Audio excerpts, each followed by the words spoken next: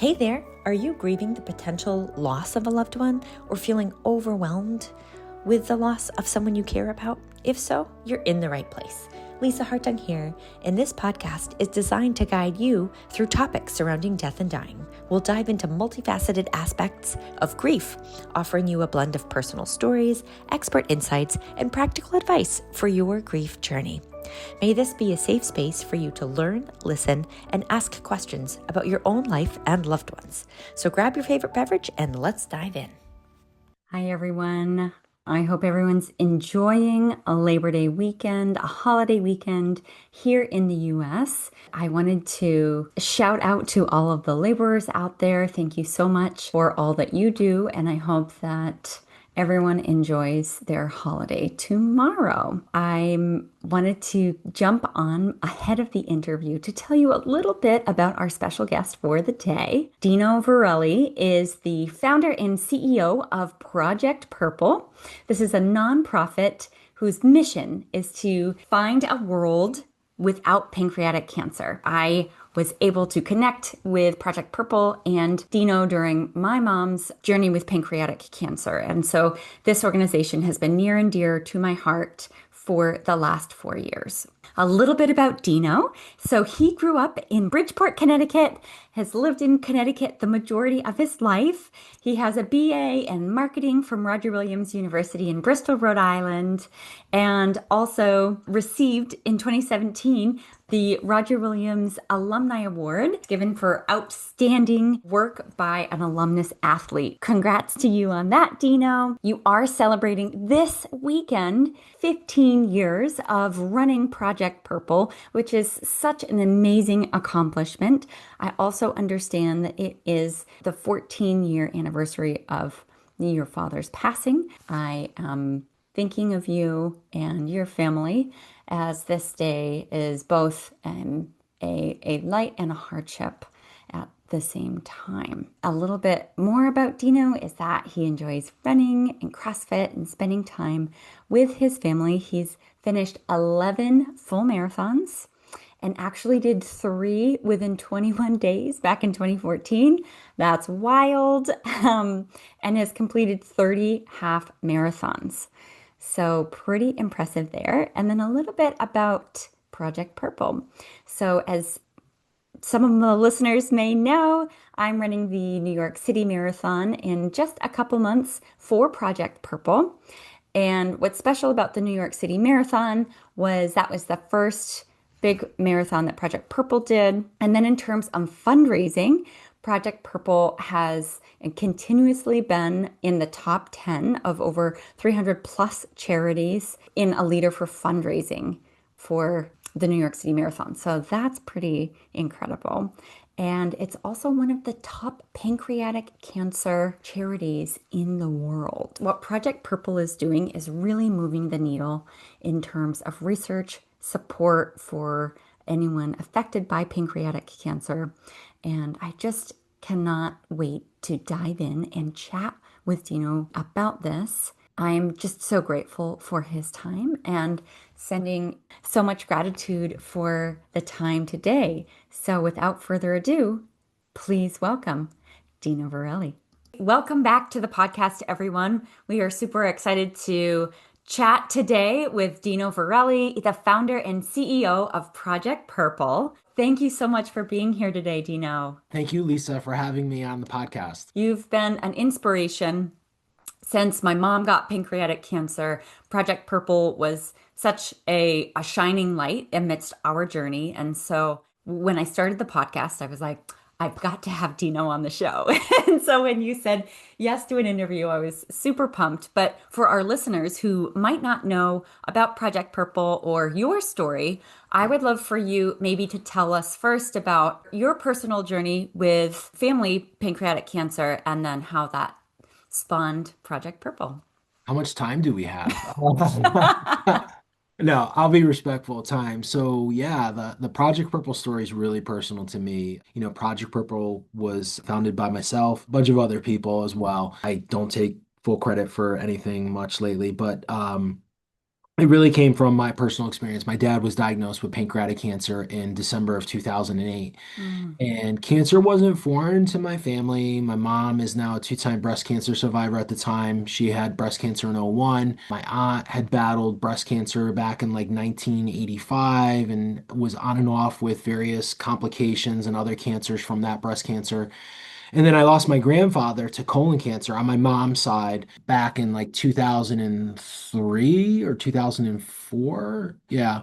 So again, cancer wasn't foreign to us, but this cancer was really foreign. When my dad got diagnosed, it was like a punch to the gut, right? And as probably it is for everybody, sitting in that room and understanding the reality. And at the time, I had two young boys, 4 and 5. Well, they were younger than that. They were like 2 and 3. Yeah. So I had a very young family. My parents were immigrants, but they became American citizens actually in 2000 and or I think it was like 2001. I think shortly after 9/11. So I'm first generation Italian American and very proud of that. And but my parents, for my older son, because my mom and dad were retired, were like our daycare. Part of the story as my dad got sick, they weren't really there for my younger son because my dad's illness kind of took priority. I have an older brother who's 4 years older. He has 3 kids. So that was like the thing, like, it was like so wild. I know it's a little bit of a segue, but this is part of the inspiration and part of the story is like, Yeah. I'm getting a little emotional thinking about it. My parents were my brother and I's like, who do you trust with your kids, right? Like as the parents watching, and I know you're a parent, your parents are like who you're gonna trust with your kids more than you would trust yourself, right? That was like really hard when my dad got sick because, they were so and they were like family was everything. Family is very big in the Italian culture. And so it just was really hard when my dad got diagnosed because one, we knew the severity of it, but also just the fact of just like this close-knit family, like we're always together every Sunday for his family dinner, Mm. which we still did when he was sick, but it was just different. And just the fact that they were like such a big part of our kids' lives. And so when he got diagnosed, I knew it was serious. At the time, I had my own business. I was in the financial service business. So I had a really unique opportunity, Lisa, to kind of take a step back. Yeah. And my brother and I spoke. My brother worked for a Fortune 500 company. His wife was a physical therapist. My wife is a school teacher. So no one really had flexibility in their job and I had a lot of flexibility because I had 5 employees. So I was like, I talked to my staff. I said, listen, I'm going to take some time away from the day to day just to be there for my mom and dad. And that's what I did. In 3.5 years, I think I missed like 2 appointments.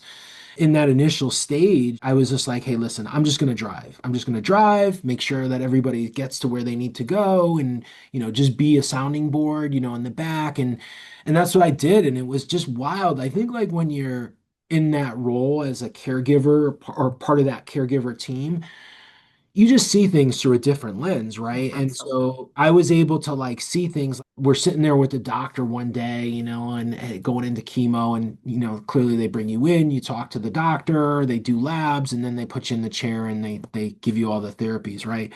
And it was just interesting. Like I would just sit back and watch and listen. And my dad's probably, pooping his pants, like thinking like, Jesus, I got this cancer. I don't want to do this chemo. I'm gonna feel like crap. My mom's on edge because, my dad's sick and she knows what it meant to go through chemo. But, this is a different cancer, right? And Mm. there's something we always say here at Project Purple. I don't think we need to remind patients of the severity and the seriousness of pancreatic cancer. They already know. Yeah. That's something from my own experience. Like my dad knew, like he knew the statistics, like no one needed to remind him of that. Mm. And so did my mom, right? And so that's something that I think, just being again part of that caregiver team and being that third person to be the chauffeur and get them to where they or get whatever they needed really, so they could spend quality time was really important. In that role, though, Lisa, you see so many different things. And so, we go through the journey with my dad. He gets a Whipple in December of '08.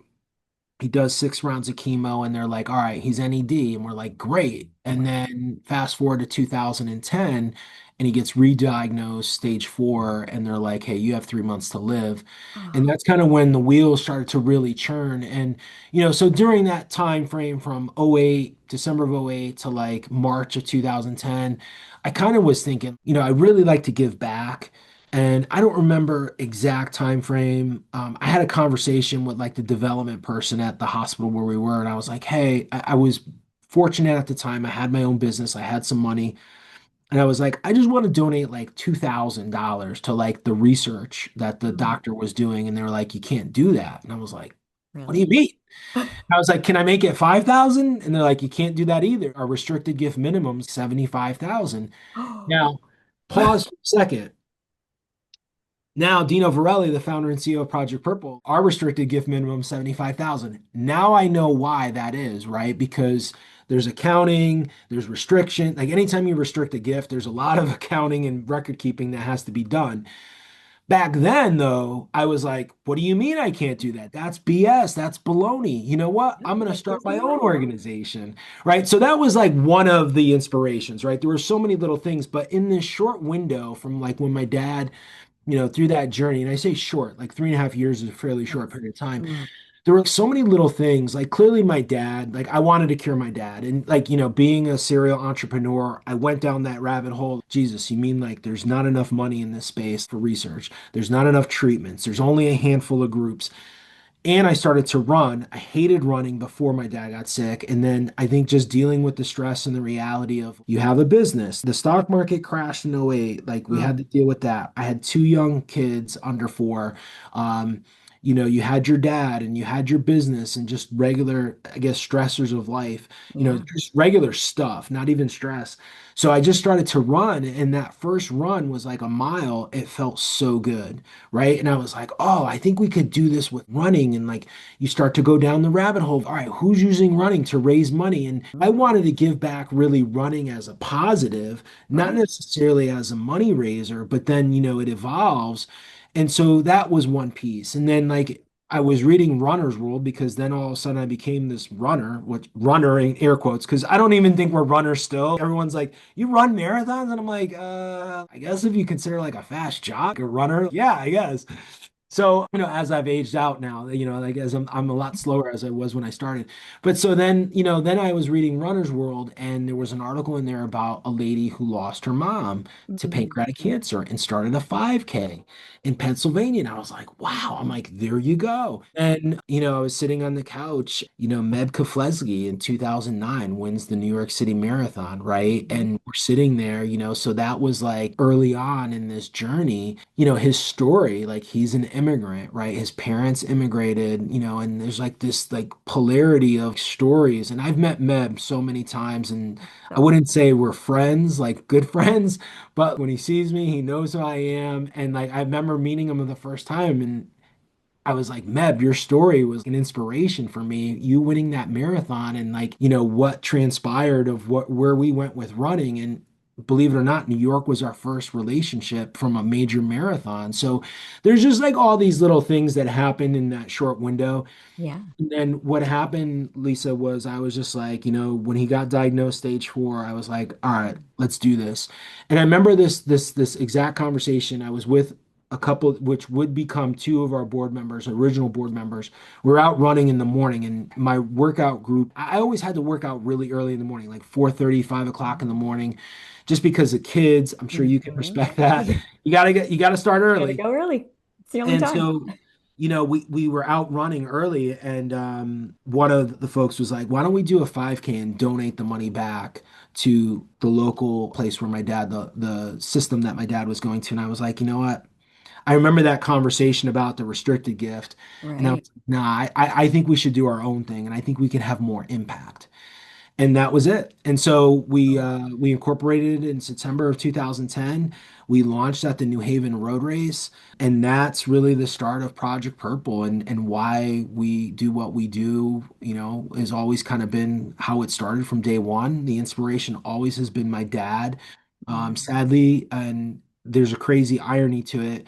So we launched at Labor Day in New Haven because that New Haven road race is on Labor Day. My Mm. dad's a laborer.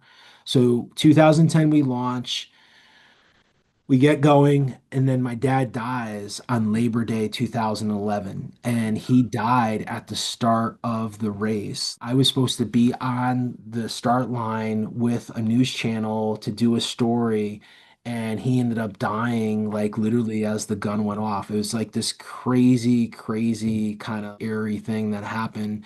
But, him being a laborer, us starting on Labor Day, and then him dying the following Labor Day is just really surreal for us. So that's where like the roots of Project Purple, and we're recording this like 5 days before Labor Day 2025, which is our 15th anniversary, is just really cool. And that's kind of the story.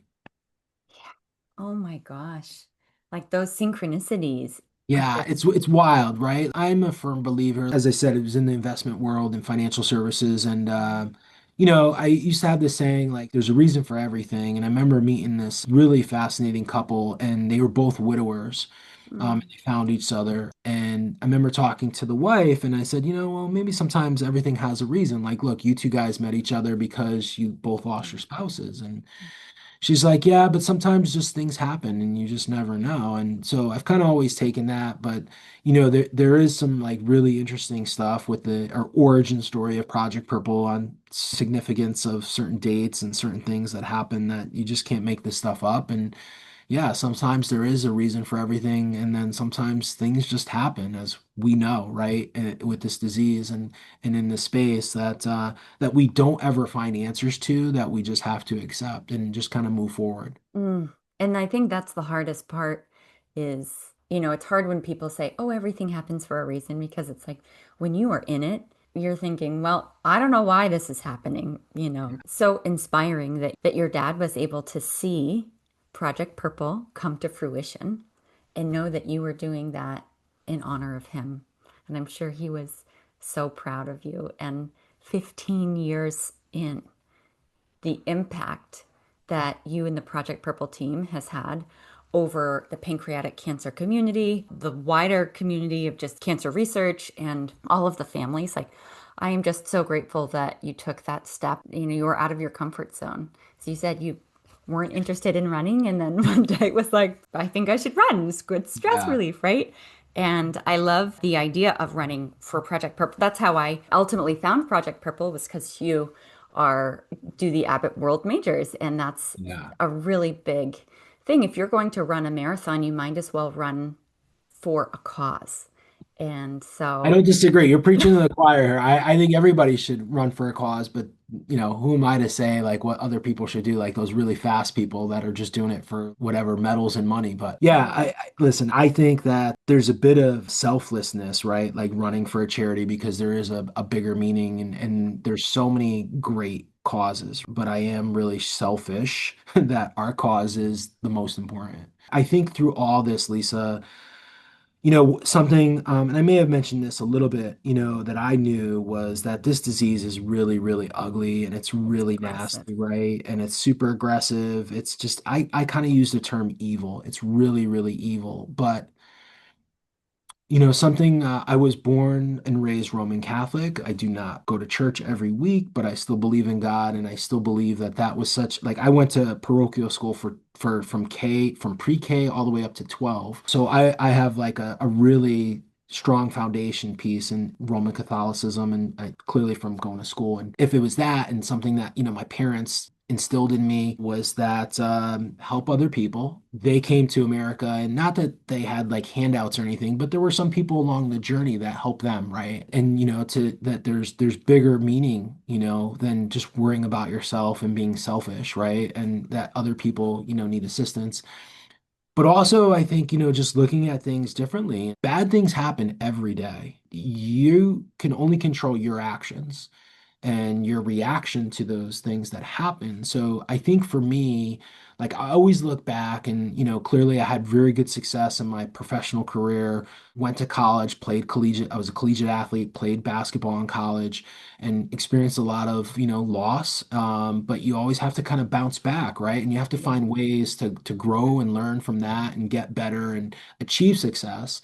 I like to look at the positives, I guess is what I'm trying to say here. But like I think that, you could when my dad was diagnosed with this, I could have like buried my head in the sand, being really angry. And don't get me wrong, there's days when I'm really angry. Like there's moments like it's been 14 years. It's gonna be 14 years in next week, and like it still Mm, hurts. Like, my dad was never at any of my kids' graduation, and education was so important to my family. mm, I was the first to graduate from college. My parents never graduated from middle school, believe it or not. Like in the old country, they didn't go to school. Like they had to go work on the farm. Like that's what they did. That hurts, right? But like I think for the most part, trying to find the positive in things is really, really critical with grief and with this disease, because like you could easily go down this like really wicked rabbit hole of just negativity, and that does no good. And it's not easy. I'm not trying to profess here like, listen, I have really bad days,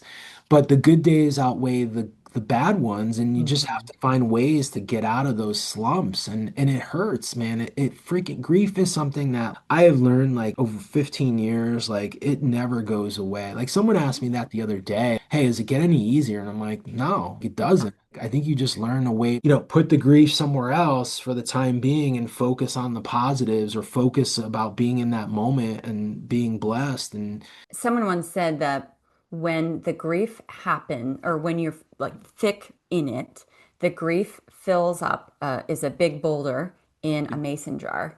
But then as the years progress, the mason jar gets bigger and the grief stays the same, but right. you have more hope, enjoyment, happiness that fills the other part of the mason jar and makes it larger.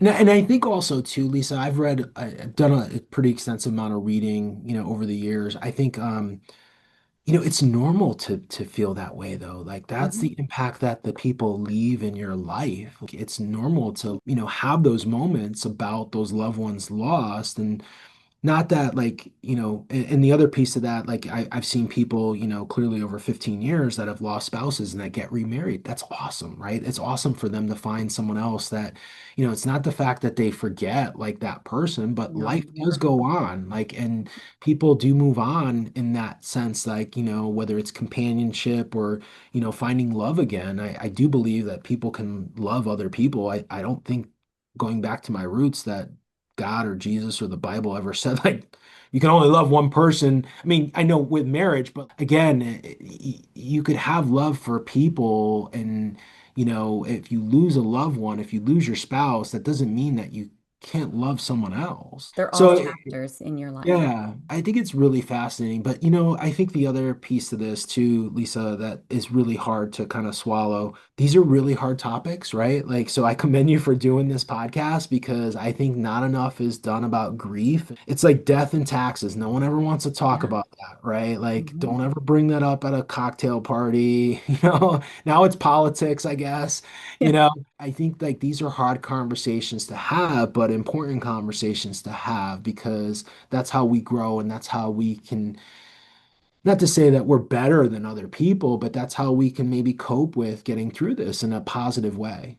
Yeah, and I think that that's where, Project Purple was founded for you're taking pain and having purpose from it and helping other people on their journey. And so that act of service is such a big part.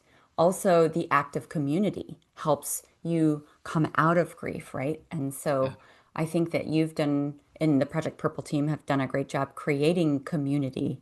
So what are some of the ways? I know that the patient financial aid is so incredibly helpful that Project Purple offers. And then you also have the Blankets of Hope Yeah. because, right, we're wanting to promote hope amidst a really challenging time. And then you also have the Nutrition Assistance Program. Yeah, as yeah. well. I think for patients going through that journey, you hit it like, and I think that's some of that's personal. We didn't have a financial need, but clearly being with my dad, I saw people that did, right? And I was just like gutted. Like I'm like, how can this be? We're in 2009 and I'm like, this is kind of strange, but you don't know what you don't know, I guess, in that aspect. So, our patient financial aid program, we've helped over 1,500 patients and families nationwide, paid over 1.5 million and counting, and growing still. And we continue to try to evolve that program to help more people. I think as we record this, we probably will move into another country here in North America fairly soon, possibly, and then continue to evolve and help more people by the end of the year or early 2026. Our meal program's been great. I think we're going to expand that program because that's got a little bit of a geographical limitation right now, just pretty much on the Eastern Seaboard. And then our blanket program's been a great program to allow us to message and let people know about what we do, with a simple little gesture of sending someone a fleece blanket that provides warmth and comfort and hope for people going through that journey. And then, we really have been engaged, and you'll probably start to see more and more of this with our survivor network over the last, like, this will be year 3. I think for those watching and listening, if they're going through that journey, something that I say often, we put our blinders on and we worry about the impact we can have. And I said before, like, I think everybody going through the journey knows the reality. We don't need to remind people the statistics. Yeah. They are bleak, they are grim on paper, but no doctor can tell a patient like they're either on this side or that side. And I kind of feel, Lisa, that, the statistics are a little baked. I think there's like a +5 that like there's more survivors than we actually know about. Maybe just because we do a podcast and I've talked to so many survivors in the last like 4 years Yeah. that I think the numbers, I've probably interviewed, I think the number is like over 125 survivors in Oh, 5 years. But I will tell you, the majority of those people are late stage and they're living a lot longer now, like in the last 5 years, than in the first 10 years. yeah. So again, I think the statistics are a little, I wouldn't say cooked, but like I don't think they're as accurate. And I've asked some people about this. But this is where I go back to, with our survivor program. Survivors to me, first of all, is day one. Like everyone's a survivor. I I so I used to go, have my day job, and then at Yeah. night I would just score the internet for stories of pancreatic cancer survivors. Yeah, Because when you're in it, you want to hear the hope because you hear the negativity in the doctor's office. And correct. so your podcast is so important for messages of hope. It's possible. I think that's really key in the messaging, right? And I think like survivors for us is day one. Like everybody's a survivor. People are at different destinations and different time frames in that survival stage. Hmm. But I think it's really, really important. I hope this comes off the right way. I think we just get hung up on like the whole 5 year number. Like, I don't know. I think the medical field is so big, and this is a little bit of a knock. Nothing's ever perfect, right? And the system is so large that I don't think we'll change that. It's kind of like we hear this all the time. Like my doctor gave me nutrition advice, and I go, well, does he have a PhD in nutrition? Right? Is he overweight? Yeah, he's overweight and he doesn't have PhD. So then why are you taking nutrition advice from someone who has no idea? Like if he's overweight or if they are overweight, and they're not healthy, then why should they be giving nutrition advice? And I just saw something today where they're going to put that in, like it's not even in the curriculum. You know that like nutrition's not even in the curriculum for like GPs and like oncologists? That and bedside manner should Well, definitely so that's be. another piece, right? All right, so let's go. Like we could go down that, right? Like that's the other piece, right? And I get it. Like they're busy, everybody's busy, but like you can still be human, right? And you can still talk to people in an appropriate way. There's there's Yeah. there's a saying thing. I know this is a little bit of a tangent, but so like this is the thing. I think the survivor piece is the other piece, though. It's like to your point, like someone in your family gets this diagnosis, you go to the internet. What's the first thing you see? Is all the doom and gloom. Again, everybody knows the reality of it. They know the severity of it. They don't need to have it in their face 24/7. Hmm. So I think like we need to do a better job. And that's where we're focusing on. And that's where, like, with the patient program, connecting patients with survivors, we have a huge network now of like 40 plus people. We meet regularly on Zoom. We've actually put out some really great content on our website that comes straight from survivors. Like, hey, if you get diagnosed, here's a checklist of 40 things that you should ask that probably no one's going to tell you, or you're not going to know until you go through that journey. That's something that I'm like super excited about, like as we move forward with this, because I think no one really understands like survive. Like, I'm not a cancer survivor. I've never had cancer yet, and hopefully I never will. Right. But if I were to go through some sort of cancer journey, I'd probably lean on survivors, the people that have gone through it, to kind of figure out like what should I expect or what to do. So that's what we're trying to do with our programs. And so you'll probably start to see more of that as this evolves, with our program. And so that's something though, Lisa, I think for Project Purple, like through my own personal experience, Mhm. like that was the one thing we really lacked. And that was something I take a lot of pride out of, knowing that I made a promise to my dad that no family would go through the hell that we experienced. And the hell was like we didn't have resources, we didn't have this, but we had insurance. We had a huge family network. It was probably too much at times just because we had so many friends and family, but a lot of people don't have that. So with our patient aid program, if we can help with those payments, right, that burden, if we could help with food, if we could provide hope, and now provide assistance so that people can have a worksheet going in that they know, like, hey, here's a series of questions from people who have gone through that will help that person have a better experience, then we're doing our job. Yeah, it's so hard. We talk about when you are diagnosed, there's usually 2 or 3 or 4 weeks before you actually start receiving treatment.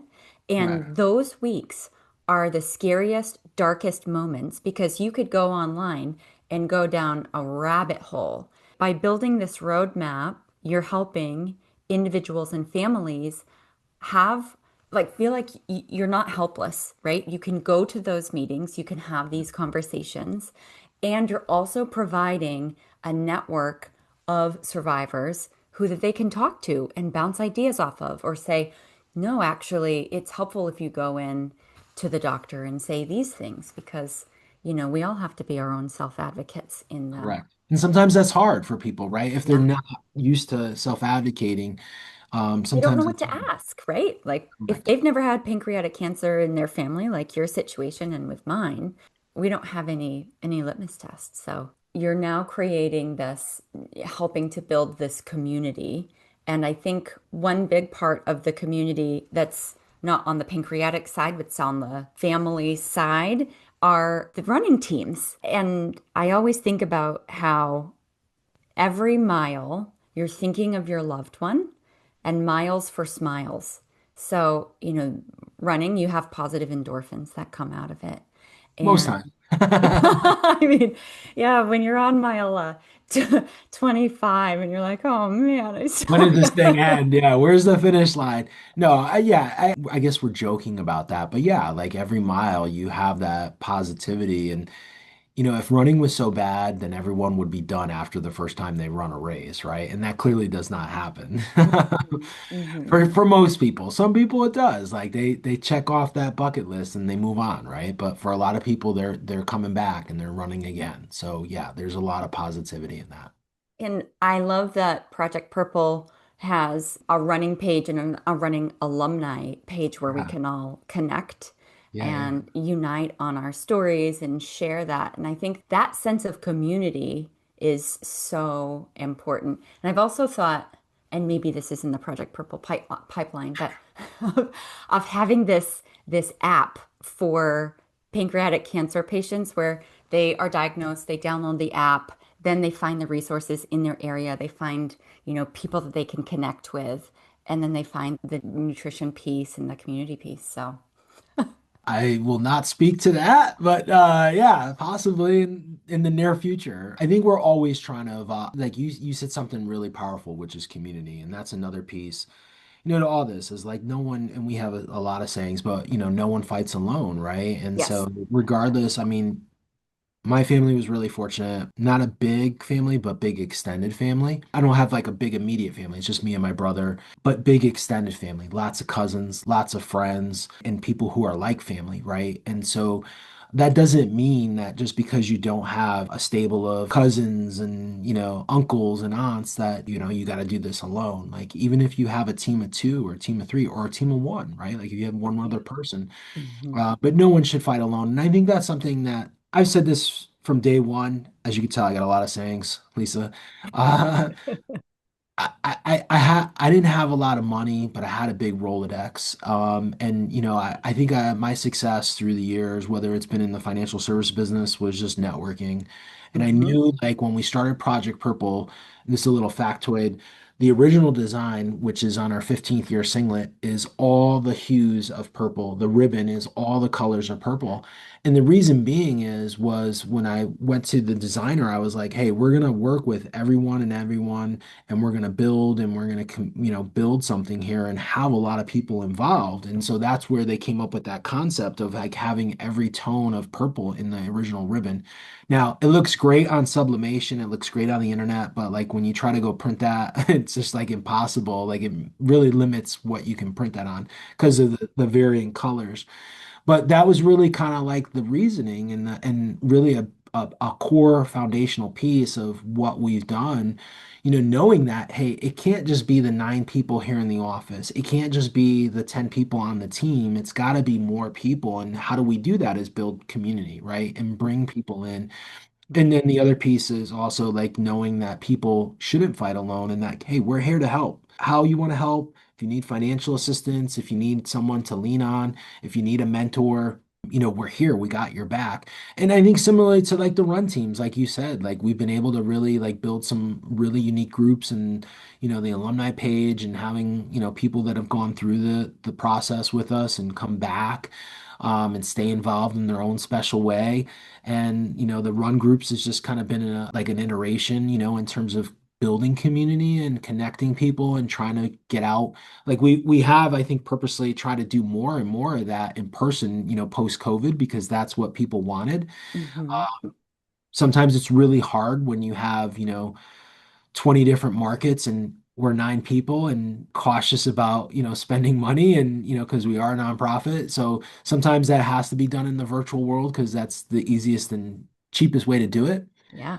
And other times we can. You're an alum, during race weekend, we love trying to see everyone as much as possible during those race weekends because that really gives us an opportunity in a New York or in a Chicago or whatever market we're in, London, to try to see as many people as possible during that weekend, whether it's at the cheer zone, the pre or the post party, if that's available, or even before that, like on the Friday night before the race, if there's some sort of event. So I think community has been really critical and something that we all get here and continuing to build that from the standpoint of just knowing that people aren't alone, but also knowing that there's so much to strengthen numbers.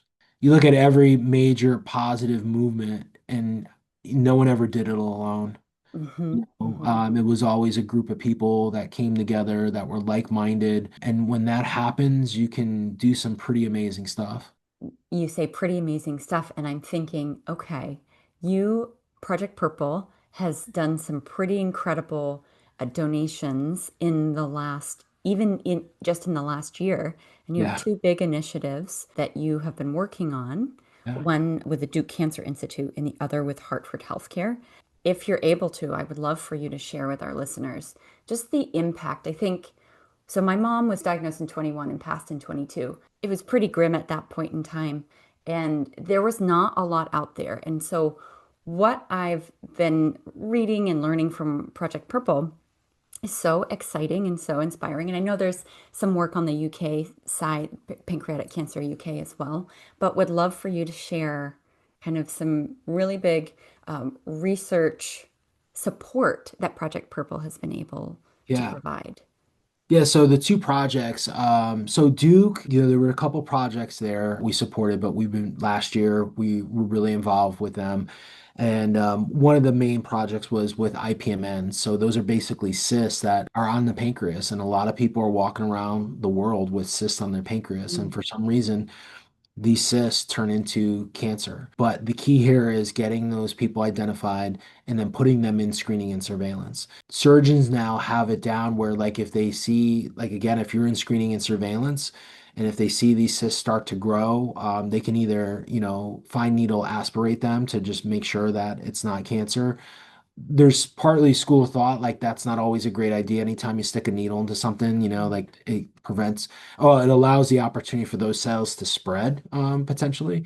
But they also know that, hey, if something's like a 5 centimeter cyst and then the next year it's up to 9, like, yeah, now we gotta like increase the screening, and if it continues to grow, then they'll go in and remove those cysts proactively. But that's like a big project that we're doing with Duke right now is to support that IPMN research.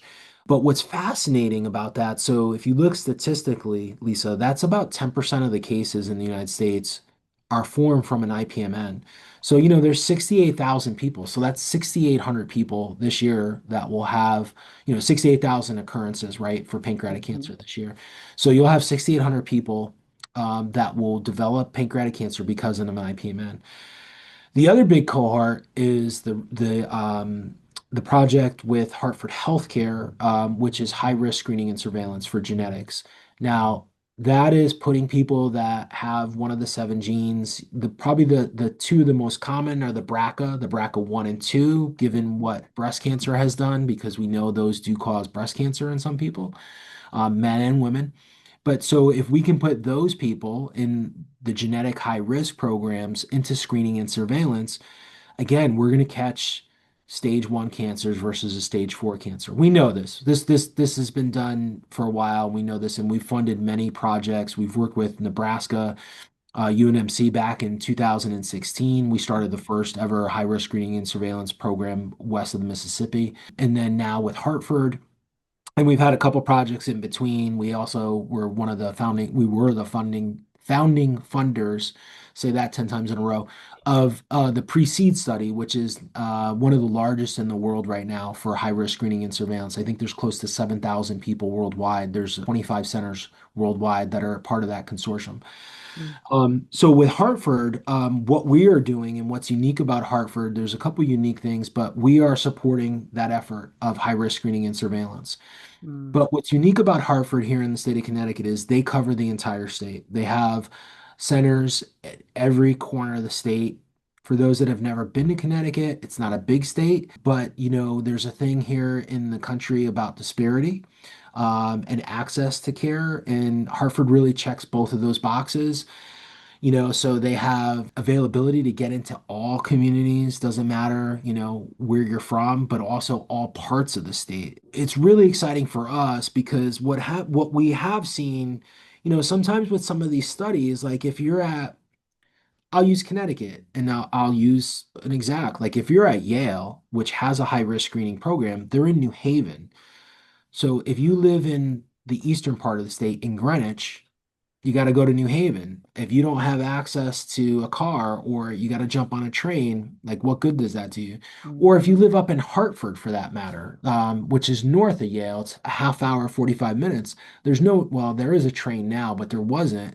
Like, so what does that mean? If you live in the northwest corner, like in Litchfield County, like up by the Massachusetts border, like you got to trek, an hour down, hour and a half down, 90 minutes down to Yale. So with Hartford Healthcare, though, they have centers all over the state. They cover I think just in Fairfield County alone, which is the southern part of the state, they have 150 buildings. So the Wow. odds of you being able to get access to this program are really, really high. And so that's what's really exciting about it. And just to give you some preliminary numbers, because we just had a meeting with them. So we funded the program in November of 2024, and then they probably got started like late January of this year. From late January to July 1st, they had 220 people enroll. Of those 220, 180 were eligible. And what do I mean by that is, so what they're following is the NIH guidelines. So the Mhm. National Institute of Health, which sets guidelines for screening and surveillance for disease prevention Right. and disease screening, sets guidelines. So their guideline right now, it did just change, but so of that 180 was that they had a family member diagnosed with pancreatic cancer. and they also had the gene, one of the genes. BRCA. So of those 180, up until the end of June, July 1st, 88 were screened. Okay, so Hmm. 220, 180 down to 88 that actually had screening. And the screening is a rotation of an MRI with a GI contrast, so the pancreas contrast, they give you the dye. Right. And then the following year, then you do an endoscopic ultrasound. But the first year you're doing this baseline, it's really considered a baseline MRI. To get you in. Yeah. Yeah. So of those 88, they already got one person that they found stage one cancer. Isn't that incredible? It is and it isn't. Like Absolutely. we know, but statistically we know that's going to happen. I'm just shocked that it happened within the first 6 months. Like, so our program in Nebraska, like we started this similar program in Nebraska. Now Nebraska has 660 people in routine screening and surveillance. Hmm. COVID was a little bit of a kick. Hmm. Like we funded that in 16. It took them a little while longer. They got up and running 2018. They were really like fully operational. And then COVID came. But since they've had that program open, they've got about 660 people in that program. And that was a number about a year ago. But up until that point, they found 10 stage one cancers. Now, not all of them were pancreatic. Two out of the 10 were pancreatic, but they found melanomas, they found breast, they found colon cancers. So this is the point of sharing all this information is that we know that screening, having people like you've seen this in breast cancer, right? Like we've Hmm. seen why did breast cancer, like when my mom was diagnosed or my aunt back in 1988, like it was like a death sentence, Yeah. right? Now it's like, its survivability is like 85%, right? I mean, some breast cancers are still really, really lethal and really bad, like triple negatives. Some of the BRCA stuff is really dangerous, but for the most part, it's treatable, right? Yeah. Colon cancer. Just look at colon cancer Oh my since gosh. Just, colon yeah, ca- it's crazy. colon cancer has nosedive. Why? Because now they push the guidance from 50 years old to 45. Now at high risk, it's all the way down to I think 35 or 40. So like if you're a high risk person, like you and you turn 40, you got to get a colonoscopy. Again, screening saves lives. Like we've seen this. So that's where I think we need to go with this space and this disease is to, like try to create early detection with this screening. So if you look at those two cohorts. You have IPMNs is 10%. You have high risk, genetics is another 10%. Hmm. So I go back to what I said before. We put our blinders on, we worry about what the impact we can have. If I know that there's 20% of the population that if we can put in screening and we could monitor these people and we're going to get these stage one cancers and we know a stage one diagnosis is far different than a stage four diagnosis with this disease, and those people are going to have hopefully better outcomes, then I would put my money there because that's how we can change this and that's how we can dramatically drive that survivability rate really high.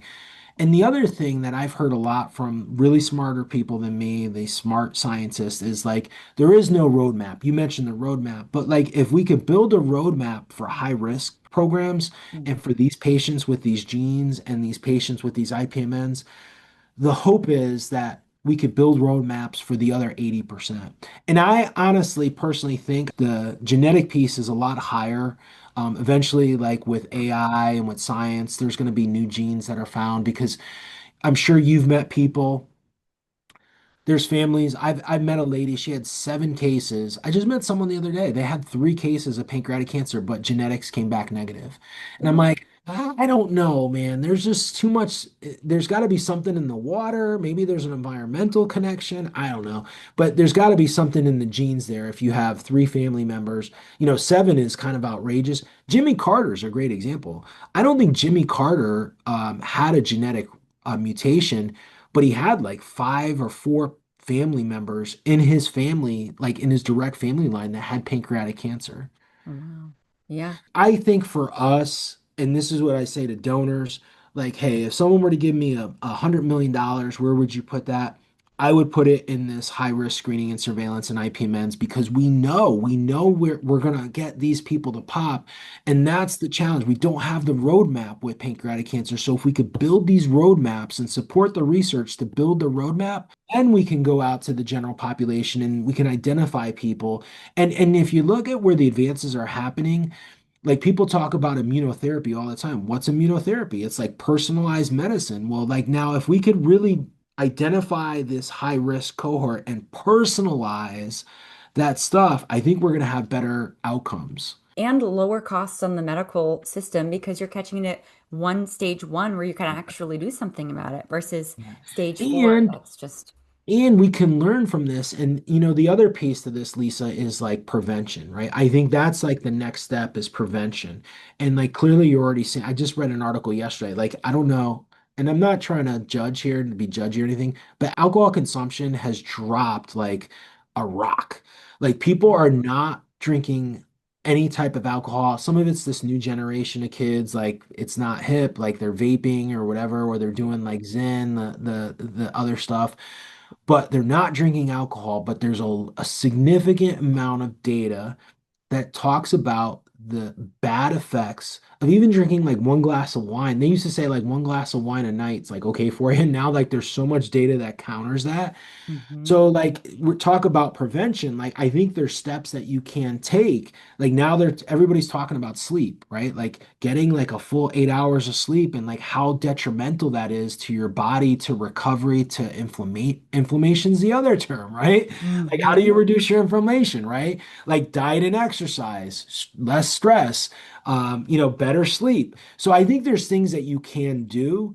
Clearly, hopefully, in the future, I think we're going to get to that point, where you can prevent disease and disease progression by doing certain things. Yeah, I think I read the book Cured by Jeffrey Redinger, and the last chapter is all about the future of healthcare and how you're going to go in and they're going to prescribe you nutrition, 8 hours of sleep, exercise, and that's like written on the script, right? Yeah. Yeah. We'll So, see how many people follow through on that, though. I mean, I'm not trying to shame anyone. I do think I was having this conversation with someone before, and like, our food system here is like bastardized, right? Like if people oh, really understood what they ingest in their bodies between even like simple things like Dunkin' Donuts, right? And I laugh. People are like, "Oh, I only got like one pump of syrup." I'm like, "Well, how about go with like zero?" Or like even go to Starbucks, right? Like we're jumping into pumpkin spice latte. I saw I got some yeah, stuff. If people really understood the stuff that was in that drink and maybe the ill effects that that has long term, I mean, we half the population is obese, right? So like that's not benefiting anyone, it is. And again, I'm not trying to shame anyone, but like if we really understood the impacts of not working out, not eating well, but also I think the other thing too, which is hard, you travel, I travel, we're busy, we have kids, you're on the go. Like I think people also assume like you're going again, I was having this conversation before, like you go to Panera and you think Panera is like a good option, but it's not, right? Like there's Hmm. I mean, unless you're getting Choices you're greens, making. Hmm.